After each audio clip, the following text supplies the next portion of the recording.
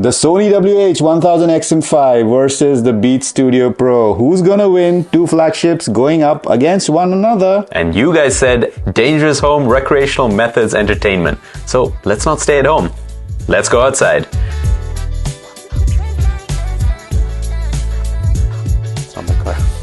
Let's talk about the design and build quality. So the Beats is almost as understated as the Sony in terms of branding, so that's quite nice, except for that big bad B on the cups. But there's one big difference is that the Beats don't fold. Actually, they do. The Sony does not fold. And the way the Beats folds is also very interesting. It kind of just folds into each other, which is not normal, but it still works because the case is not too big. And since these fold, these don't, the case footprint of this is going to be larger than this one. And it comes in a nice little bag that reminds us of a toiletries bag, actually. And you get two compartments in that bag for a audio cable and the USB Type-C, as well as a zippered compartment too, which is empty, so feel free to put whatever you want in there. Let's get to really the most important things about the build, the things that we have been creaking about. Yes, Beats be creaking, unfortunately. There's a lot of creakage on these headphones, guys, and these are supposed to be the best of Beats. You don't get that on the Sony at all. And we were actually saying that if we had one more set of headphones that creak this bad, they would get a pretty bad review. Oh, yeah. So there's absolutely no excuse for we should be holding Beats. Apple to be doing that. Yeah, and Apple actually at higher standards. There you go. You heard you heard the creak. If you prefer putting headphones around your neck, like I do, I like to put the cups flat on around my neck. On the Beats, that's not possible because they don't swivel at all. They are stiff. They don't swivel in. They don't swivel out. That's it. Whereas the Sony, it does swivel one direction at least. The ear cups on both these headphones are different too. There's definitely less space, and I have to try to show you this, but it's smaller in terms of depth as well as size compared to the Sony XM5.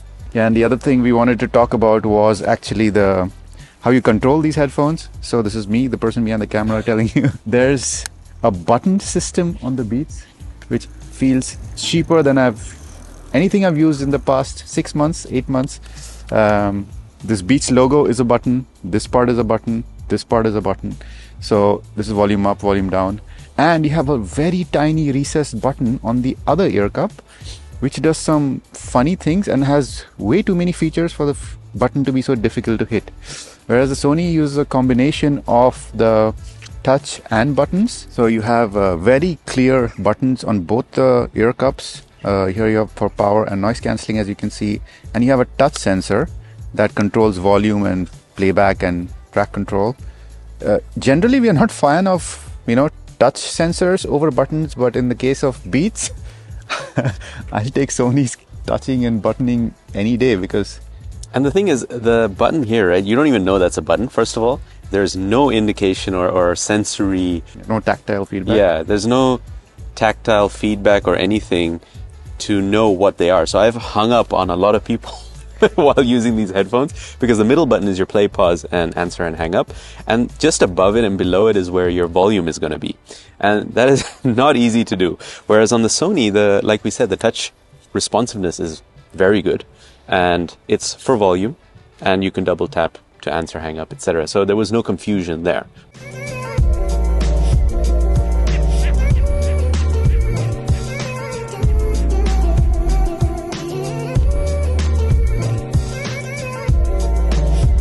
All right, Kevin, what do you think about the battery life of these two headphones? So we tested the battery life on both of these, but first of all, the Beats was advertised at, let me check, 24 hours with ANC.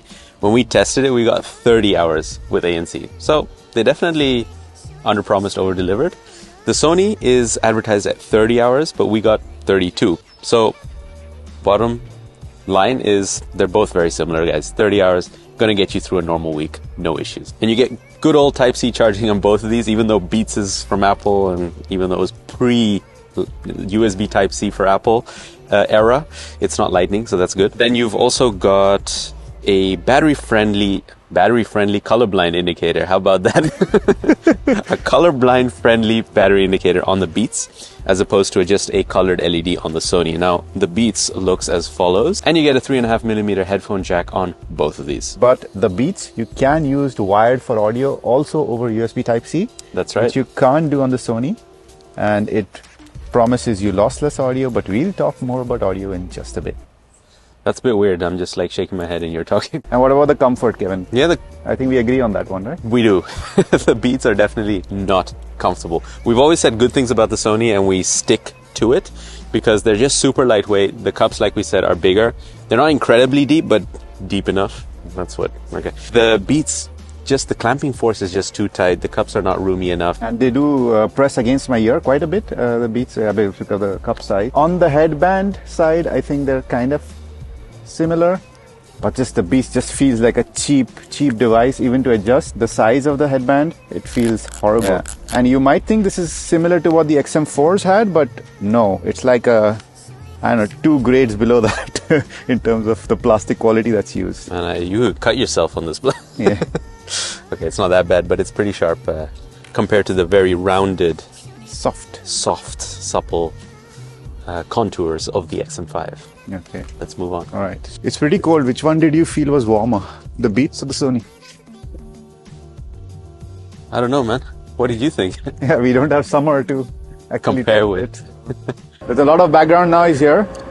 There's a vehicle cleaning the streets. But what are we going to talk about now? As a true fuckman, we're obviously going to talk about the popsicles, icicles, and test. Popsicle. Ice, icicle. Testing. 1, 2, 3. So, Kevin, what did you think about the mics? Comparing the two, I think there's a clear winner, guys, for the microphones. What do you think? Pick the Sony. That's the conclusion, because the Beats, and again, both of these are fine in quiet conditions. So if you guys are basically going to use it in quiet conditions, either is going to be fine. But when we check in noisy conditions and in windy conditions, the Sony just, cancels out those cars in the background, is able to deal with the wind a lot better, and you barely hear it.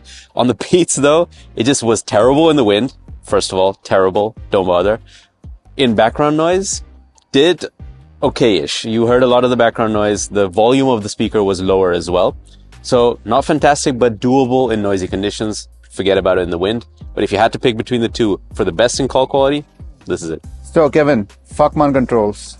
Well, we can keep it pretty simple here. There's no mute on either of these, but volume controls does work for calls. Let's talk about the active noise cancelling on these headphones, guys. So the Beats we slotted in at tier A on our ranking list, and it does a pretty good job. It reminds us very much of the Sony XM4, actually. Across frequencies, it does a good job. Only thing is the engine noise is let in a little bit and voices do seep in. As opposed to the Sony XM5, which we slotted in the highest tier, which is tier S. So there's still a bit of difference, but both you're going to be very happy with in terms of active noise cancelling.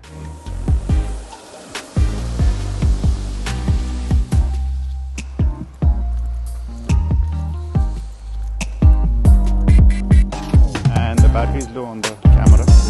But then we flip the script when it comes to transparency, because now the Beats takes tier S. It's a little shy of the AirPods Max and the Bose QC Ultra, but still does an amazing job. Gets very close to the natural listening experience, and it's suppressed a tiny bit, but it's hardly noticeable, and you can have a conversation with anyone and notice your surroundings as if you're not wearing the headphones at all. Really enjoyed it. The Beats has a bit more white noise than the Sony, and I did notice it in my short time with it. I think you spent a bit more time with it. The Sony does not have that much white noise, if I think about it now. No, I never ever talked about it, but no. Yeah, so that sound of that hissing or the water whooshing kind of sound, if you're in a very quiet environment, that's why I really like the Sony. It's comfortable also in that aspect. Yeah, but ambient mode on the Sony is tier A, so it's one tier lower, still pretty reasonable. You should be in tier B and not tier A. Really? Yeah, I really don't like it. I don't know why. I think maybe there are some frequencies that you're sensitive to or not sensitive. Should I wear headphones? Sorry? Should I wear these headphones? I don't know. Should you? And the final thing to mention about noise cancelling is how you actually switch noise cancelling modes. On the Sony, it's just, you've got the NC ambient button, but on the Beats, you've got to use this tiny button that's already very hard to feel out, and then you have to press it twice.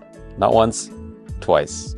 And that button is also used for other functions. When it's wired, it cannot be used for noise cancelling or transparency. No. It has a special function when it's plugged in via USB-C, but we'll come to that in the sound section. The thing with multipoint is, on the Sony WH-1000 XM5, you get multipoint, you can connect to 2 devices at once, and you can switch between those devices on the fly. Play music on one, pause on the other, beautiful, works like it's supposed to. It can also pull connection from a third device you previously paired. So if you're connected to two devices, you can pull it from the third device without having to put it into pairing mode. So the Sony does a good job. What about Mr. Beats here? You would assume that as an Apple product, you get some special Apple integration, right?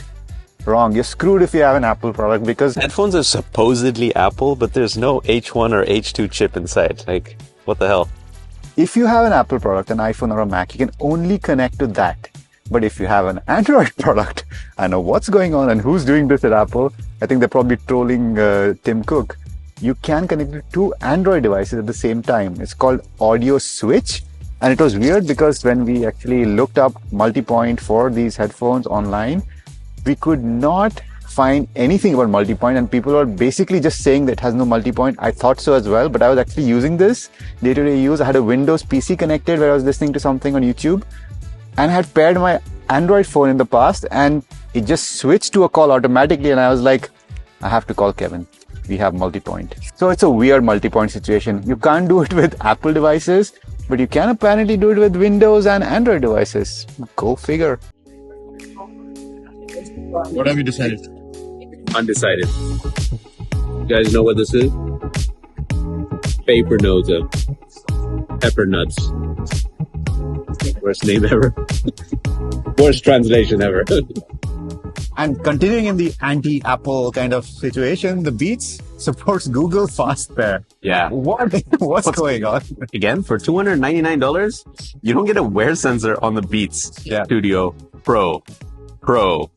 And what's also pro about it is that there's actually no iOS app for the Beats. So what's also pro is that the app on Android is very bare bones. They could have pretty much skipped it because the only thing you can change is what the multifunction button, if you double press it on a call, whether it should be a double press or it should be a single press to end a call. That's the one feature. That's the one feature you can change. You can change between ANC and transparency mode. Yeah, okay. So you can select, if you click that, double click that button, and when you're not on a call, it cycles through your ANC modes, and then you can select which modes you want to go through. That's it. Whereas on the other hand, the Sony is renowned on the channel to have feature vomit in the app. So many settings and configurations you can do in the app. So that's a huge difference between these two polar opposites. Yeah. This is bare bones and this is big bone. Oh, yeah. It's really, you get everything you want and many things you don't want on the Sony app. Some shadow being cast, I don't know from where, but anyway. So our lunch is done. Kevin's still eating. He takes about 2 years to finish a meal. So I think he's on month 1 of that. There's supposed to be bread somewhere in there. I'll get there in an hour or so as I dig through it. Let's talk about sound quality, the most important thing. And let's talk about it in a place where my sound quality is probably the worst. It's a very crowded restaurant. But we've seen a lot of confusing reviews online. We've seen people who say that the beats sound neutral, that the beats sound bassy, that the beats sound good, the beats sound bad. Sounds like a song we can make, man. Beats sound good, beats sound bad, beats sound bassy, beats so rad. Anyway, the thing is, this is a set of cans with the multiple personality disorder because they sound like a lot of things, and that's probably explains why, you know, people have been reviewing it as such, because you have a wired mode with USB-C. That wired mode has 3 EQ settings that you cannot see on any screen. You can only see it on these LED lights, and you have to like press this little dinky button to get to those lights. So overall, the wired experience for me was really good. I like the 3 presets. So I like the studio preset or whatever the default preset was. The other 2 are a bit too treble boosted, and there's one which is called, I don't know, like a voice mode, which is no treble at all. Conversation mode, sorry, that has no treble at all. But overall, if I do have a problem with these, it is in the treble because they tend to be a bit too sharp and biting in certain areas. We'll throw a graph up on screen if we have that. The treble is spicy, and in some tracks it's fine, but in some other tracks it's god awful, and you cannot tweak that treble. So if you're listening to the sort of music where the treble is, you know, a bit sharp, a bit sibilant, you're going to have troubles, really. And you cannot, those 3 EQ presets on the USB-C setting, they don't get you out of jail.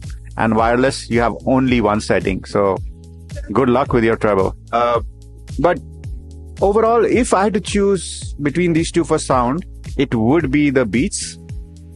But there are many buts about that. The Beats, you cannot change how they sound. I talked about those 3 EQ presets.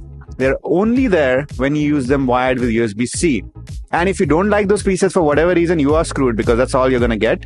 On the Sony, good old Sony, they have never been the best sounding ANC headphones. They're still my favorite ANC headphones. Not necessarily for sound, but I think they sound okay out of the box. They have like this kind of very thumpy, boomy kind of bass.